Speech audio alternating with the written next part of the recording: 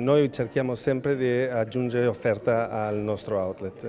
Abbiamo già più di 140 negozi, di cui tanti di lusso, e l'outlet sta sempre crescendo in più e tanti siciliani ci credono e ci danno l'onore della sua presenza, e noi quello che vogliamo è darle sempre più offerta. Quindi una delle cose che la gente non ha tempo più è di andare in banca in settimana. Lavoriamo tutti e quindi noi diamo la possibilità a questa gente di venire al nostro outlet nel weekend e andare a fare i suoi affari di banca e nell'outlet, perché questo sportello è aperto tutto il weekend. L'accoglienza per adesso sta andando bene, sempre lo stesso discorso: quando una persona non ha tempo di andare in banca in settimana, a questo punto può venire a fare shopping, mangiare, giocare con i suoi bambini in un contesto bellissimo, e può anche fare i suoi affari di banca. Per noi la gestione a 360 gradi è fondamentale, e il progetto al giorno di oggi è perfetto, gestito al livello più alto che c'è in tutta l'Europa.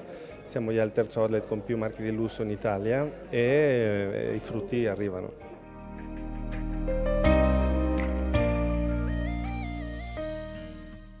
Io invito tutti ad andare a provare, a sperimentare questo sportello all'interno dell'outlet, che tra l'altro è aperto tutta la settimana, sabato e domenica compresa, e quindi è un modo per continuare a fare operatività di banca in maniera easy, in maniera adeguata ai tempi, ma senza limiti di tempo e limiti di spazio. Cosa cambia rispetto allo sportello tradizionale? Che anziché avere una persona fisica davanti, hai un televisore dietro il quale c'è una persona fisica che con te si interfaccia, e quindi nella sostanza non cambia nulla, se non il fatto che siamo nel 2017.